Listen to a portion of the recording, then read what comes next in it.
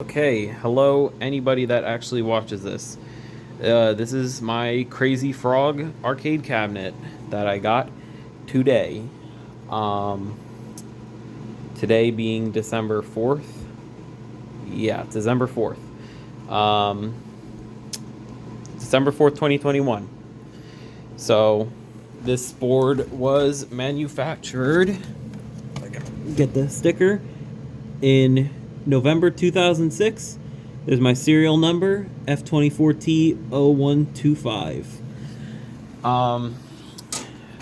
Figured out how to take the top off. Very nice condition with the decals.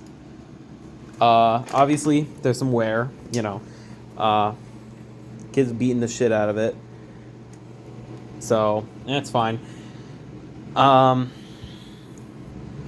Each of the frogs are kind of okay. Yep. What we got in here, we got our amp and our volume switch, or volume knob, the LED driver board, main board. Get a good glimpse of that. Yep. Dip switches right down there. Got each one of our 6 frogs here. Ticket dispenser, don't have any tickets. Have them on order. Amazon's backed up. Got our coin collector here. Yep, 2 of them. Coin collection box. Some odometers. And yeah. Alright, so now each one of them I did a decent job of cleaning. I'll clean more as time goes on. They rotate. Some of them rotate better than others. This one was really bad. It was like pretty gummed up. There was like candy wrap. There's candy wrappers, like probably gum, just garbage in it. So I sprayed a crap ton of WD-40. It did the job, although I did make these pulleys start slipping, so I will have to dry these out somehow. Just briefly how the each of these units actually works. So there's a solenoid here, which when it's powered, it causes it to go up and down, or go up when it's powered. There's a 12-volt DC motor here. That's what actually caused it to spin with the pulleys. There's like a little thing to prevent it from going up if it's sideways, but right it so that it faces up the right way. It's that little spike there. There's some switches here and here so it knows which side it's facing, so it's facing Crazy Frog side or facing the robot side, like that. And then on the bottom, there's I guess like a laser that detects if it's down or it's up. Okay. Anything else I missed? Yeah, got the odometers there, the free play button. Yeah, that's about it for that. So it actually just having it play. What's going on? You hear one of them did slip. For the most part, they are like they're going up and down. Now if you notice these 2, or actually it's going to be these 3, they'll go up and then immediately go down like that. See that? That's going to go up, immediately go down. Those 2 will go down. This one's fine. So what I found is that these 3 here in this triangle function properly, while this whole triangle doesn't. You see how both of those just go down like that? That one just goes out like that. And the game's done. I didn't score any points because I didn't hit anything. In case you couldn't figure out how to score points, you get 2 points if you hit Crazy Frog. If it's facing the robot, then you get -2, or you get like 2 points deducted. And if you miss one, you get 1 point deducted. So if you do really good and really fast and you go up, only thing is when it's broken like this, you can't really get a high grade and a high ticket amount. Now, what I noticed in terms of like why these are doing that, there has to be something wrong with the sensors. So let me show you what I mean. So you can see there's this red LED here that is on when the frog is down. But if I lift it up, you see how it turns off like that. But not with this one or any of those in that broken triangle. It stays lit. So that's causing these three to just turn on and then off like that. I actually realized, I looked in the manual and it said, here, I can actually grab the manual here. The manual actually says that if the head's pressed or pulled, the machine will still work. If there's 1 or 2 heads dead, the machine will still run, hence, well, there's 3 dead, but it'll still work. But I should repair it. The switch is added in coil to prevent it from overheating and burning out.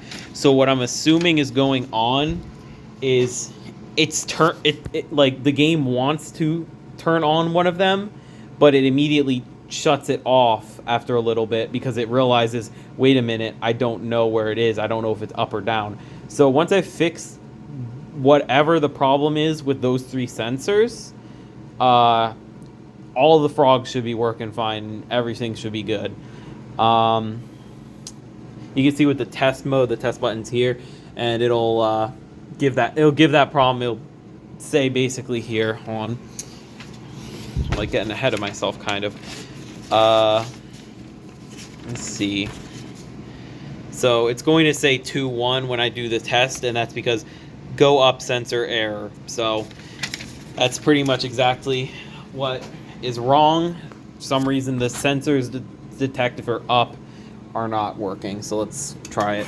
That worked, and it's stuck. And now it's going to make this really awful sound until I shut the machine off. So let me go do that. Just turn that off. There's a little switch here. I'll just leave it off now. I think I'm almost done with this after I finish recording this video. All right, some oddities that I noticed right off the bat. If you see these boards, these look like full bridge rectifiers because there's like 4 diodes there. I don't know. I'm studying electrical engineering. I don't know it 100% yet, but I do know full bridge rectifier is probably what that is, which converts AC to DC. So that's probably what's actually, controlling the solenoids. Now, what's interesting is that this one, and this one all have a brown capacitor, but notice how this one and this one have a blue one. Or actually has like 2 blue ones. I'm not entirely sure. So maybe those were replaced at some point, or maybe they just chose different ones because that was what they had off the shelf. I don't know. Another thing too.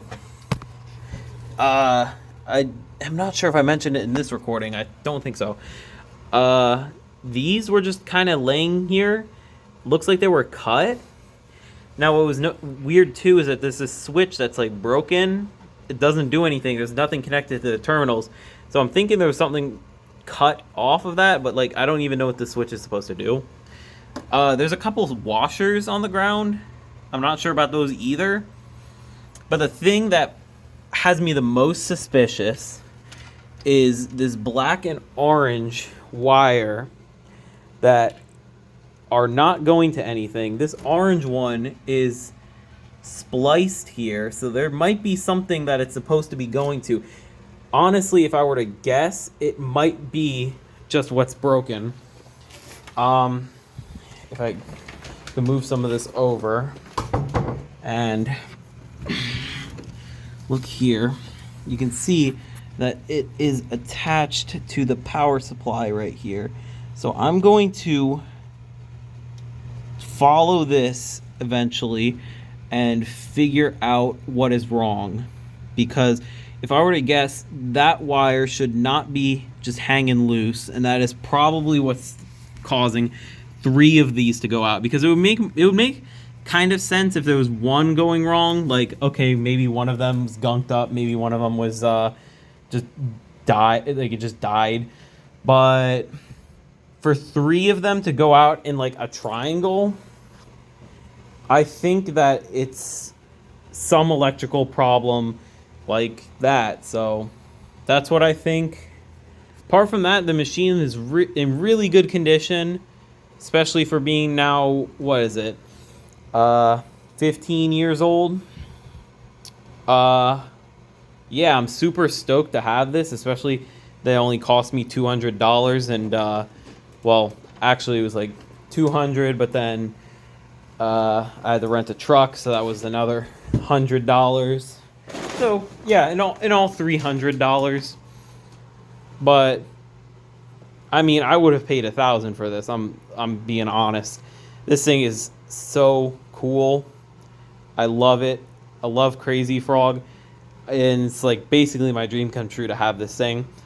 I'm gonna get it working order. I'm going to clean up everything best I can.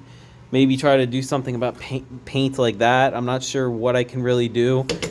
Refurbish it in some way, but it's gonna be great, and I'm super excited to get this thing put together. So yeah, basically that's about it.